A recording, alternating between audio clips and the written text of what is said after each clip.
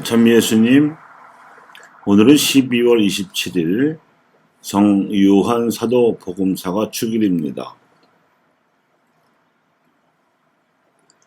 요한은 예수님의 부르심을 받아 제자가 되었다가 로마의 박해 속에서도 초대교회를 돌보았던 사도이면서 또한 뛰어난 지성으로 요한 복음서를 저술한 복음사가이기도 했습니다. 바오로가 개척해 놓은 소아시아의 초대교회를 이어받아서 로마의 잔혹한 박해도 끄덕없이 견뎌내는 든든한 초석위에 세워놓고 나서 요한은 이를 두고 새 하늘이신 예수 그리스도께서 창조하시는 새 땅으로 자부하였습니다. 예수님을 만나기 전에 요한은 형 야고보와 함께 천둥의 아들들이라는 별명을 들었을 만큼 과격한 성품을 지녔었습니다. 언젠가 예수님을 모시고 사마리아 지방을 거쳐 예루살렘으로 질러 가려는데 그 지방 사람들이 반대한다는 소문을 듣자 화가 나서 하늘에서 불을 내려서라도 응징하려다가 야단을 맞았을 정도였습니다. 그런가 하면 예루살렘에서 겪을 순환과 부활을 예고하시는 예수님과 동료 제자들 앞에서 스승님께서 영광의 자리에 앉으시게 되면 형과 함께 그 옆자리에 앉게 해달라고 청탁했다가 이를 불쾌하게 여긴 동료 제자들 사이에서 갈등을 일으키기도 했습니다. 눈치는 없으면서 공명심은 어느 정도 있었던 것으로 보이는데 이 청탁을 들으신 예수님께서는 베드로가 만류할 때처럼 막무가내로 내치지 않으시고 화도 내지 않으시면서 고난의 잔을 마실 수 있겠느냐고 부드럽게 다루셨는데 그 의외의 답변 말씀에도 순순히 순명한 것을 보면 그 공명심에 이기심은 없어 보입니다. 과연 그 형제는 예수님처럼 고난의 길을 끝까지 갔는데 형 야고보는 순교하여 목숨을 바쳤고 동생 요한은 죽기까지 선교하며 일생을 바쳤습니다. 영광이든 고난이든 스승을 뒤따르겠다는 마음에서는 순수했다고 볼 수 있겠습니다.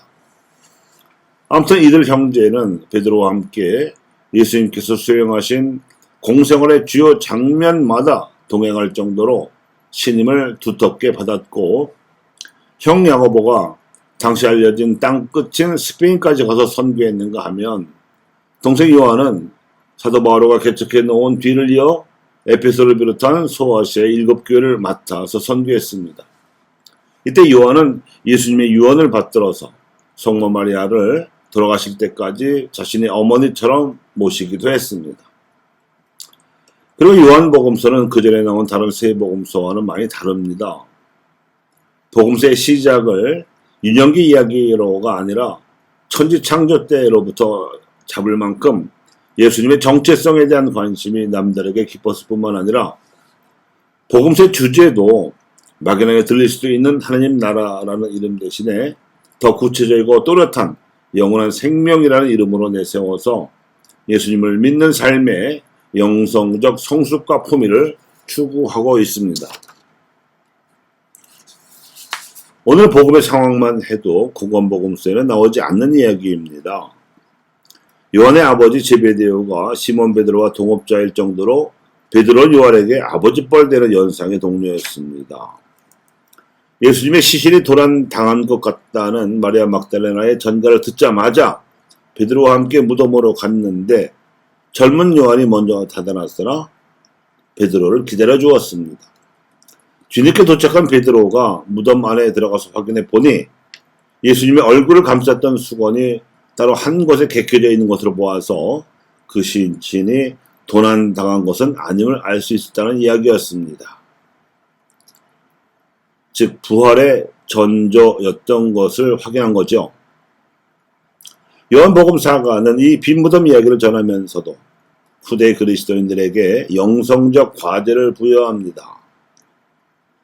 즉 마리아 막달레나는 복음 선포 현장을 지키는 선교사의 전형이고 요한은 현장성을 지향하는 카리스마적 공동체를 상징하는 인물이며 베드로는 제도교회의 대표입니다.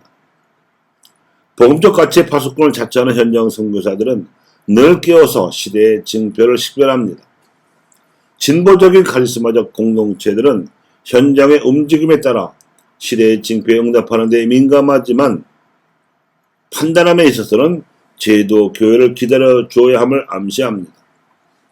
제도 교회는 보수적인 경향이 있어서 시대의 징표를 식별하는 일에 늦기는 하지만 카리스마적 공동체나 현장 선교사들이 미처 깨닫지 못한 전체적인 판단할 수 있는 중요한 위치에 있습니다.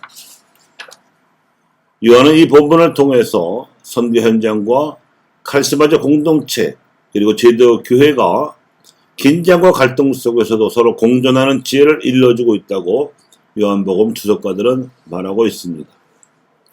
이 본문뿐만 아니라 요한복음서의 전체적인 흐름에서 첫째로 세상 창조 때부터 계셨던 말씀이신 분이 이제 다시 새롭게 영원한 생명으로 세상을 창조하시려고 오셨다는 것. 둘째로 그런데도 이를 알아보지 못하는 대다수의 세상과 그럼에도 불구하고 이를 알아보는 소수의 하나님 백성의 증언을 전해줍니다.